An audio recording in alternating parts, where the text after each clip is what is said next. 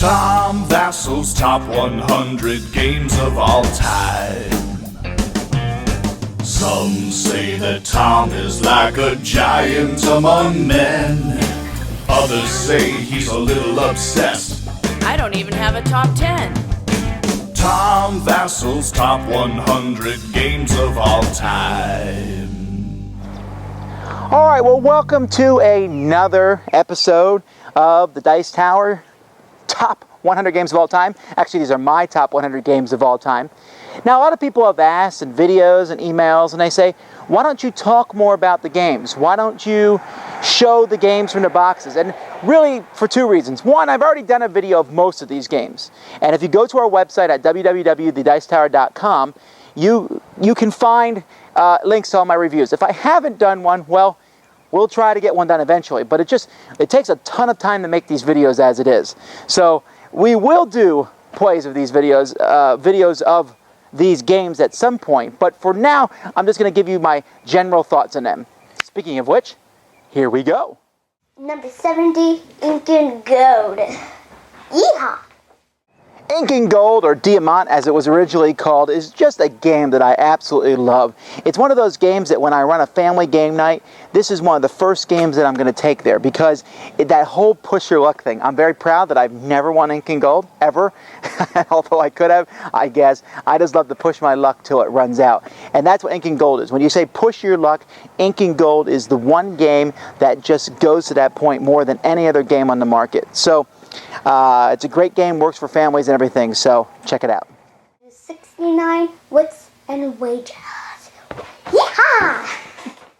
There are party games galore, hundreds of them, and you'll see several of them on my list. But this one's on my list because it's a great game show game. Now you have these opportunities. You get together with a group of friends and there's 20 people, and what do you play? You can play charades, you can play werewolf and such, but wits and wagers in that kind of group. You put teams of, there's 7 teams, you put different people on the teams, guessing the questions, trying to bid on what other people are doing. The whole thing, it just is really exciting. And the fact that very rarely does anybody even know the answers to these questions. And you're just trying to guess who you think is closest to these questions.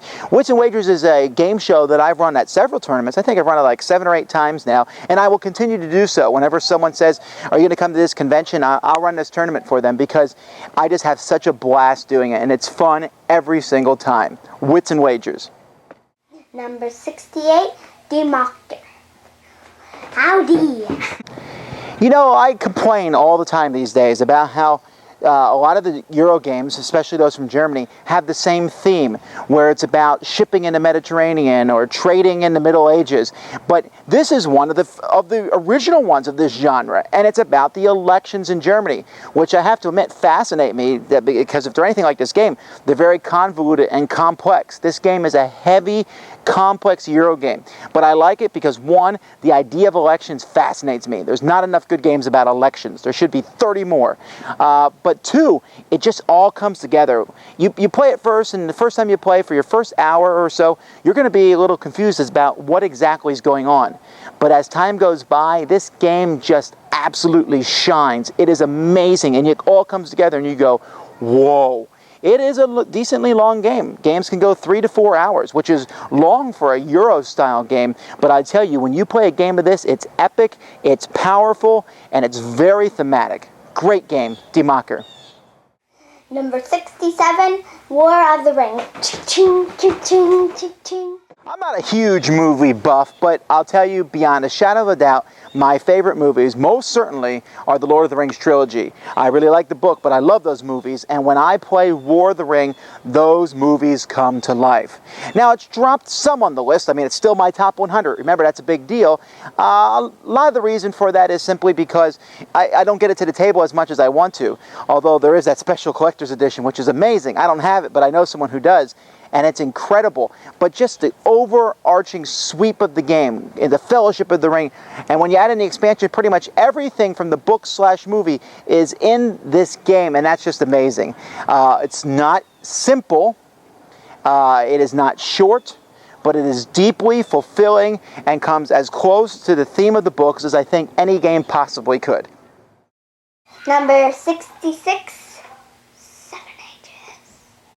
I am not a war gamer. I am not a huge fan of war games that have thousands and thousands of little counters with numbers and have complex rules and all. And yet I love Seven Ages. Seven Ages isn't really that complex, although it does have hundreds of little counters. The component quality of it, if this was done better. But what I love about Seven Ages is you take an empire, you run with it like a civilization game, and then crash, that empire falls and you build another one. Or if you're playing with fewer players, you can be running 3 or 4 empires and you watch them rise and fall.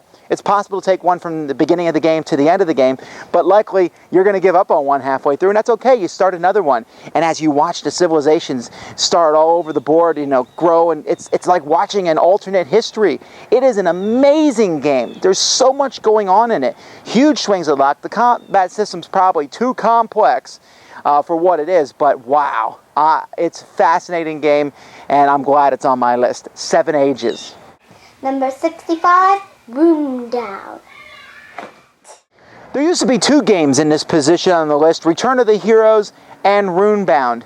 And now there's really only Runebound, which is kind of a shame because I like the lighthearted feel of Return of the Heroes more than Runebound, which is a little bit darker.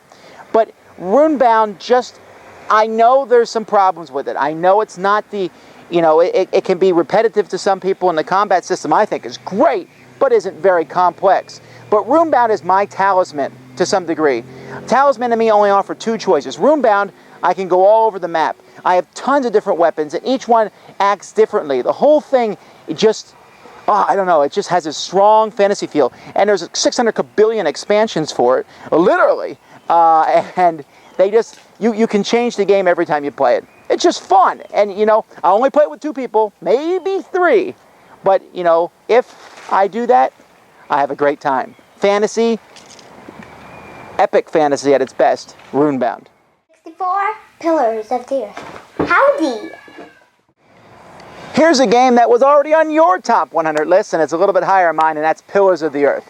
And I talked about it then because Pillars of the Earth is a really fascinating game about building a cathedral. And while there are many Euro games where you build these things, in this one I actually felt like we were doing it for real. You can see the guys gathering stone and wood and glass and the different pieces that are needed to make the cathedral. And the cathedral actually is built. There's a little wooden cathedral. Yeah, it's just a turn order marker, but it's cool. It's neat. And, I don't know how much this has to do with the book. Haven't read the book, but I do know that it is fairly evocative of how the game works. And so it's something that I get a kick out of, and the dogs like it too. But anyway, Pillars of the Earth, check it out. Number 63, War CCG. So far, all the games on this list have been games that you've already seen on my list before. These are games that have been, some of them, for all 6 top 100 lists, or maybe 5 of them. But now I'm going to talk about a game that's new to this list, but is not new, and that's Warlord CCG. Now, CCGs come and go, and I don't get a chance to play them, but this is my favorite at this point in time. Warlord CCG, which is now in its 4th edition and is no longer a collectible card game, but more of an expandable card game, because you buy specific decks and you can mix and match them. The whole thing just works together and feels like a collectible Dungeons and Dragons game. You roll 20-sided dice in it, which for some people is going to drive them crazy because, that adds a great deal of luck. But for me, there's that combat, and it's almost like a precursor to Summoner Wars. It's not as smooth as Summoner Wars, but at the same time, there's a whole lot more options. You're just going after your opponent's warlord. Tons of options, tons of warlords, tons of troops. This is a game that I very much enjoy. Warlord. Number 62, Carcassonne of the City. Get out! I like Carcassonne a lot, and it's a great game, but Carcassonne the City is just amazing, and they just reprinted it this year, which is great for you. It's not in the cool wooden box that I have, but that doesn't really matter. Carcassonne the City is about building a city, and you don't have to worry about matching up all the tiles, but the way you match them up works. It's very similar to Carcassonne, but it has its own completely different feel, and it works fantastic as a 2 or up to 4 player game. I think Carcassonne the City is the best version of Carcassonne. I thought Carcassonne the Castle was good, and it is good, but Carcassonne the City kind of blew it out of the water. So there's a lot of neat ideas here. Putting out the actual walls, it just has a very strong visual effect at the end of the game. So easy choice for my top 100 list. Number 61, David and Goliath. David and Goliath is that ultimate trick-taking game. I mean, it's so simple, and yet I find myself constantly bringing it out to play time and time again. I'll meet people and they'll say, oh, I play hearts or I play spades, and I'll say, oh, you know, there's 6 of us and I actually have a game that works like this with 6 players. And when you explain it and you say the smallest card kills the largest card, well, that makes sense. David kills Goliath. And then the largest card takes the rest. Well, that makes sense because that just works in the concept of trick-taking games. And trying to get the different colors, there's so many different strategies, but at the same time, it's not a heavy trick-taking game. It's light. You can memorize the cards all you want, and you still might not do as well as you think that you should have done. I think it's great, and it also was pretty fun with 3 players, although it has a very different dynamic there. But for me, when I have 6 players, this is the card game I'm probably going to bring out. Well, that's it for this time. Don't forget, if you like these videos, if you like our top 100 list, we still have, what I think, 60 of them, 60 more games to go through. And you can also watch my daughter Melody's top 100 list. You can watch your top 100 list. There's a lot of things going on. If you like our show, I highly encourage you to go to our website, dicetower.com. Look at the games. Buy them through our sponsor, funagaingames.com. Donate to the Dice Tower so we can keep making these videos for you. But you know what? If anything else, get these games. Play these games. Buy them for Christmas. I'll see you next time. I'm Tom Vasel. Vasel's top 100 games of all time.